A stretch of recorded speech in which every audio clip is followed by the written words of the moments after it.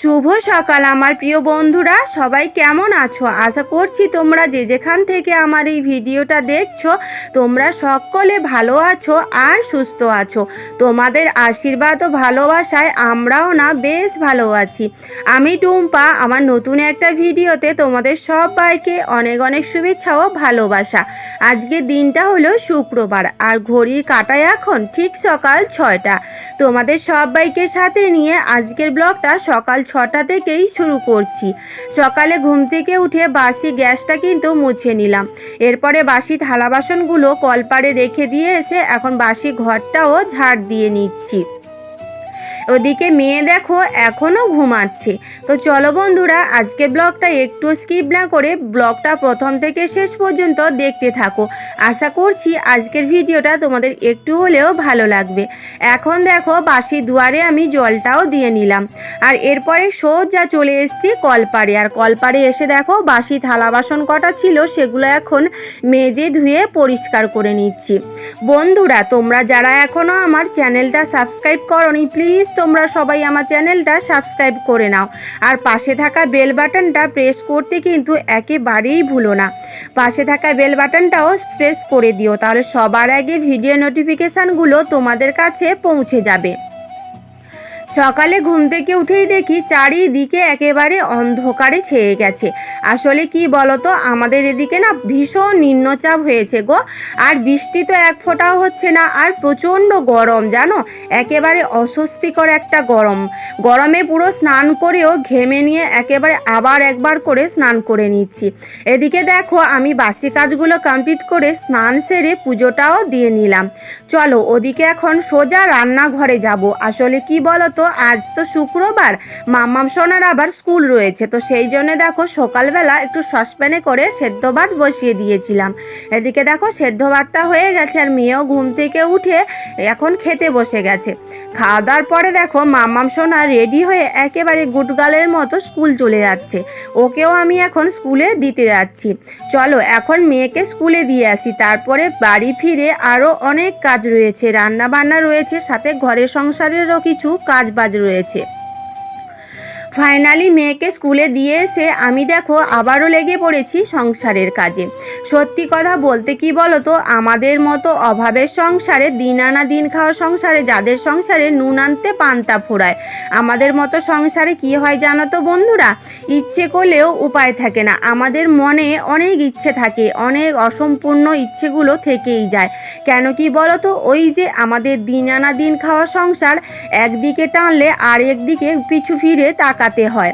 যে কখনো ভাবি কিছু একটা কিনবো, সেটা আর হয়েই ওঠে না। কেন কি বলো তো, যেই টাকাটা আমাদের সংসারে ইনকাম করা হয় দুবেলা দুমুঠো খাওয়ার জন্য, সেখান থেকে 1 টাকা বের করে নিজেদের ইচ্ছেগুলো যে পূরণ করব, সেটা আর হয়ে ওঠে না। আমাদের ছোট ছোট ইচ্ছেগুলো পূরণ করতে গেলেও সেই ইচ্ছেটা পূরণ করার জন্য বেশ কিছুদিন ধরে অপেক্ষা করতে হয়। কিছুদিন বলবো না, মাসের পর মাস অপেক্ষা করতে হয়, তারপরে কিন্তু আমাদের ইচ্ছেগুলো পূরণ হয়। যাই হোক বন্ধুরা, এদিকে দেখো দুপুরের রান্নার জন্য আমি একটু গতকাল রাত থেকে ডাল ভিজিয়ে রেখেছিলাম, সেগুলোকে দেখো শিলনোড়াতে এখন একটু বেটে নিচ্ছি। আজকে দুপুরে রান্না করব ডালের বড়া। এই ডালগুলো আমার মা দিয়েছিল আমাকে, তো সেই জন্যেই ভাবলাম চলো, মেয়ে আবার ডালের বড়া খেতে বেশ ভালোবাসে, ওই জন্যে ডালের বড়া করব বলে ডালটা এখন বেটে নিলাম। চলো এখন এদিকে ভাতটাও বসিয়ে দিয়েছি। আজকে জানো তোমাদের দাদাভাইও ডিউটিতে চলে গেছে, ভালো রয়েছে, সুস্থও রয়েছে। তো দেখো আমি ডালের বড়াগুলোতে ভালো করে নুন হলুদ আর একটু পেঁয়াজ কুচি দিয়ে ভালো করে মাখিয়ে এখন এই যে দেখো বড়া করে করে দিয়ে দিচ্ছি কড়াইয়ের মধ্যে। আর এই ডালের বড়া খেতে না বেশ ভালো লাগে, আমার শাশুমাকেও একটু দিয়ে এসেছি এই ভেজানো ডালগুলো, উনি বড়া ভেজে খাবে। আর এদিকে আমিও একটু বড়া ভেজে নিলাম। আর সাথে করেছি দেখো নিরামিষ পটল আলুর তরকারি। আজকে জানো তো কোনো মাছ নেই। আসলে কি বলো তো, 2 দিন আগে আমি বাজারে গেছিলাম, তো সেদিন মাছ এনেছিলাম, 2 দিন খেয়েছি, আর আজকের আর মাছ নেই, ওই জন্য নিরামিষই রান্না করলাম। রান্নার পরে দেখি আমাদের বাড়ির সাইডে যে খালটা রয়েছে না গো, সেখানে দেখো কত মানুষ মাছ ধরছে, ছেলেরাও নেমে পড়েছে মাছ ধরতে, দেখেছো? আসলে গ্রাম জিনিসটা যে কতটা দেখতে ভালো লাগলে কি হয়েছে, অনেক কষ্ট করে কিন্তু মানুষকে জীবনযাপন করতে হয়। দেখো ছেলেরাও এখন খালে মাছ ধরছে। যাই হোক, আমাদের বাড়ির সামনাতে খাল, আমি কিন্তু মাছ ধরতে নামতে পারিনি। আসলে কি বলতো, একদিকে সময় হচ্ছে না, অন্যদিকে আমি এই পচা জলে যদি নেমে যাই না, তাহলে কিন্তু আমার অ্যালার্জি বেরিয়ে যাবে, তাহলে আমি আর সারাদিন টিকতেই পারবো না চুলকানির জ্বালায়। সেই জন্য আমি আর এই খালে মাছ ধরতে নামি না। এদিকে দেখো, রান্নার পরে আমি বাসন কোসনগুলো মেজে ধুয়ে পরিষ্কার করে নিচ্ছি। সত্যি কথা বলতে কি বলো তো বন্ধুরা, আমাদের মতো অভাবের সংসারে না ইচ্ছে থাকলেও উপায় থাকে না। তো সেই জন্যে আমাদের ছোট ছোট স্বপ্নগুলো পূরণ করতেও অনেক দিন লেগে যায়। এদিকে দেখো, রান্নার পরে বাসন কোসন মেজে ধুয়ে পরিষ্কার করে এখন আমি আমার মেয়ের জন্যে টিফিনটা বেড়ে নিচ্ছি। তো আমার জন্য আমি একটু ভাত নিয়ে নিয়েছি। আসলে বাড়িতে তো খাওয়ার সময় পেলাম না, সেই জন্য মেয়েকে স্কুলে খাইয়ে আমি বাইরে বসে বসে খেয়ে নেব।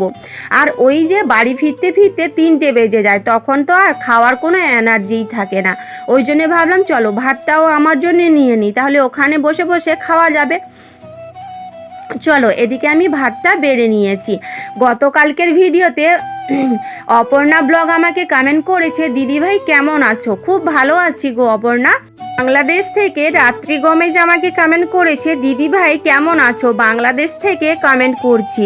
আমি প্রত্যেক দিনই তোমার ভিডিও দেখি, তুমি না দু একটা নাইটি কিনে নিও, আমার নামটা তোমার ভিডিওতে নিও। আমার নাম রাত্রি গমেজ। এই যে রাত্রি, আমি তোমার নামটা নিয়ে নিলাম। কেমন আছো তুমি? অবশ্যই কিন্তু কমেন্ট করে জানিও।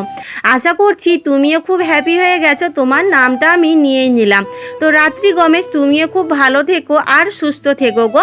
আর এভাবেই আমার ব্লগগুলো দেখতে থেকো, আর আমাকে একটু সাপোর্ট করো, যাতে তোমাদের সাপোর্ট আর ভালোবাসায় তোমাদের এই গরিব দিদি ভাইটা তার ছোট্ট ছোট্ট স্বপ্নগুলো পূরণ করতে পারে।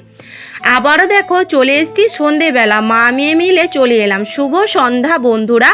এখন দেখো, এই যে আমাদের এখানে এত ঝড় বৃষ্টি হচ্ছে, এত নিম্নচাপ হয়েছে যে বারবার করে কারেন্টটা চলেই যাচ্ছিল। সেই জন্য দেখো ল্যাম্প জ্বালিয়ে আমি কিন্তু আটা মাখাচ্ছিলাম, তারপরেই দেখলাম কারেন্ট চলে এসছে। ওই জন্য দেখো আটা মাখাটা কিন্তু হয়ে গেছে। আজকে রাতে রান্না হবে রুটি ভাজা করব, আর সাথে করব পটল আলুর তরকারি। এদিকে দেখো মাম্মাম সোনা দেখো ঝালের জ্বালায় ডাল মটরগুলোকে জলে ভিজিয়ে ভিজিয়ে খাচ্ছে। চলো, এদিকে এখন আমি রুটিগুলো এক এক করে বেলে নিচ্ছি। অনেক দিন পরে বাড়িতে রুটি করছি জানো। তো রুটিগুলো দেখো এখন আমি বেলে নিয়ে এক এক করে ভেজেও নিচ্ছি। আর বেশ কয়েকটা রুটি আগে ভেজেও নিয়েছি জানো তো। আসলে কি বলো তো, আমাদের এখান যে রেশনে আটাগুলো দেয়, রুটি খেতে কিন্তু বেশ ভালোই লাগে। আর এখন যা ময়দার দাম বেড়ে গেছে, সেই জন্য বাড়িতে ময়দা কিন্তু খুব কমই আনা হয় জানো তো। আর এই আটা রুটিগুলো খেতেও কিন্তু খুব একটা খারাপ লাগে না। তো যাই হোক, এদিকে দেখো আমার রুটিগুলো কিন্তু ভাজা হয়ে গেছে। বেশ কয়েকটা রুটি দেখো আমি ভেজে নিয়েছি।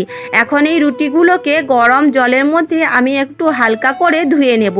আসলে কি বলো তো, এই রুটির মধ্যে যে গুঁড়িগুলো থাকে না, এগুলো খেলে পরে শরীর অনেক খারাপ করে, গ্যাস অ্যাসিডিটি হওয়ার সম্ভাবনা থাকে। ওই জন্যে ছোটোবেলা থেকে দেখেছি মা এরকম গরম জলে করে রুটিগুলোকে রুটি ভাজার পরে ধুয়ে নিত। আমিও বিয়ের পরে ঠিক সেটাই করি। যাই হোক, চলো বন্ধুরা, আজকের ভিডিওটা এখানেই শেষ করছি। সবাই ভালো থেকো আর সুস্থ থেকো।